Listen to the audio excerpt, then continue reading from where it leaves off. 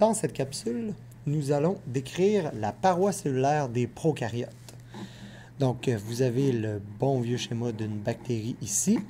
Et la paroi cellulaire, je vous rappelle, c'est la couche un peu plus foncée qu'on peut voir entre la paroi, la partie qui est jaune, la membrane plasmique, et la partie qui est plus brune claire, beige, qui est le glycocalyx, et dans ce cas-ci, qui est considéré comme une capsule.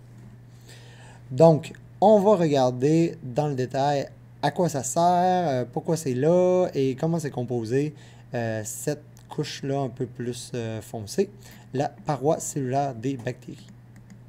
Donc, premièrement, la fonction. Eh bien, la paroi cellulaire, elle est là pour aider la bactérie à réagir aux variations de l'environnement, comme par exemple de supporter des changements osmotiques au niveau du liquide dans lequel elle baignerait. En plus, ça peut servir de point d'ancrage pour les flagelles. C'est composé de quoi une paroi cellulaire d'une bactérie? C'est composé de peptidoglycanes. Peptido pour une partie qui est de type protéique, là on dit polypeptides, et glycane pour une partie qui est du sucre. C'est composé de différents disaccharides. Donc, on va aller voir de quoi ça a l'air pour vrai. Donc, vous avez ici des représentations. Je vais juste bouger pour qu'on voit mieux dans l'entièreté l'image.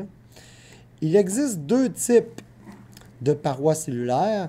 Une paroi qu'on appelle gramme plus. Le terme gramme, ça vient de la personne qui a découvert comment on pouvait différencier des bactéries dues à certaines colorations et tout ça. Donc, juste, c'est pas important. Donc, gramme, on peut dire gramme plus ou gramme positif. Et le deuxième type de paroi qu'on va retrouver, ça va être gramme moins ou gramme négatif. Étant donné qu'il y en a deux sortes, il va y avoir des différences. On va zoomer un peu plus sur la gramme positif. On va aller voir de plus près. On peut remarquer qu'on a pris un petit cube de la bactérie. En jaune, ce qu'on retrouve ici, c'est la membrane plasmique, donc bicouche de phospholipides. On la voit ici. On a le cube. On voit qu'il y a des protéines. Donc ça, c'est normal. Par-dessus, on a la zone plus brune, foncée. Ça, c'est la paroi cellulaire d'une bactérie gramme plus ou gramme positif. Sa paroi, elle est composée de ce qu'on va appeler le peptidoglycane et le peptidoglycane, il sera en multicouche. Ça veut dire quoi? Ça veut dire qu'il y a une couche, une autre couche par-dessus, une autre couche par-dessus, une autre couche par-dessus. Donc, plusieurs couches. On peut le voir ici dans l'image. On a une couche de peptidoglycane, une deuxième couche de peptidoglycane et une troisième couche de peptidoglycane. Le peptidoglycane il est représenté par les sortes de tuyaux brun et rose et avec la partie un peu protéique qui est représentée par les boules bleues et vertes. Donc ça, c'est le peptidoglycane et on peut voir qu'il est très épais.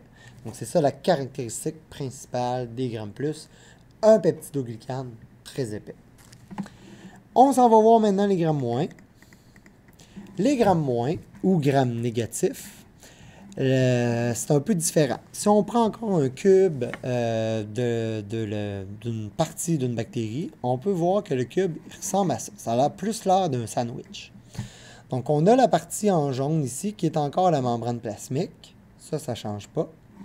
On a en brun le peptidoglycane, mais là, qu'est-ce qu'on peut remarquer? C'est que le peptidoglycane chez la gramme moins, comparé à chez la gramme plus, c'est beaucoup moins épais, la partie brune. Donc, on dira que chez une gramme moins ou gramme négatif, il n'y a qu'une seule couche de peptidoglycane au niveau de la paroi cellulaire. Malgré qu'il n'y a qu'une couche de peptidoglycane, il y a une autre structure qu'on ne retrouve pas chez les grammes plus. Cette petite partie en jaune sur le dessus, c'est cette partie-ci. C'est ce qu'on appelle la membrane externe. Et la membrane externe, c'est une bicouche de phospholipides, comme un peu la membrane plasmique.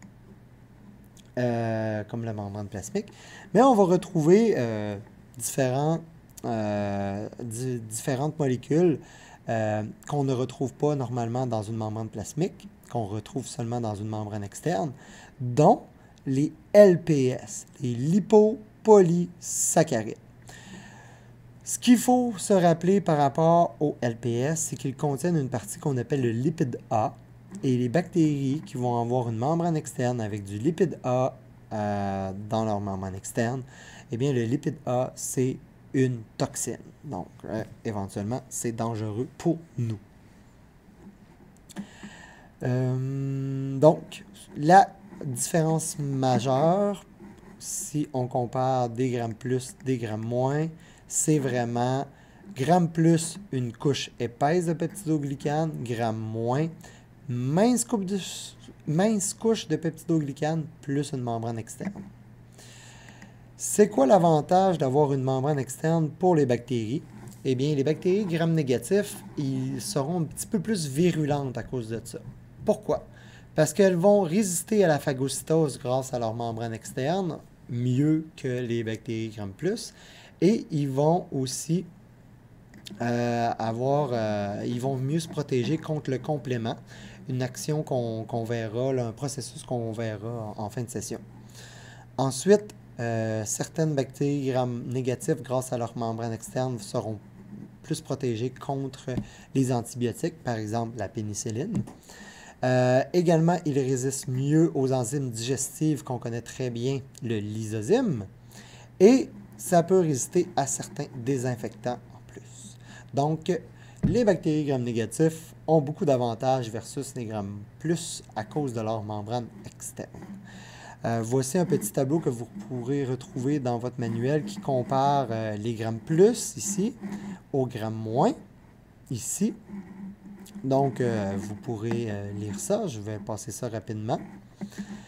Sinon, pour la membrane plasmique, on avait dit que c'était intéressant parce que ça pouvait protéger les bactéries d'un changement d'osmolarité au niveau de l'environnement.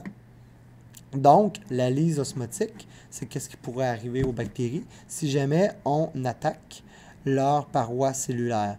En utilisant des produits chimiques pour dégrader la paroi cellulaire des bactéries, ils seront plus facilement sensibles à la lyse osmotique. Là, ici, ils sont dans un milieu isotonique, sont heureuses.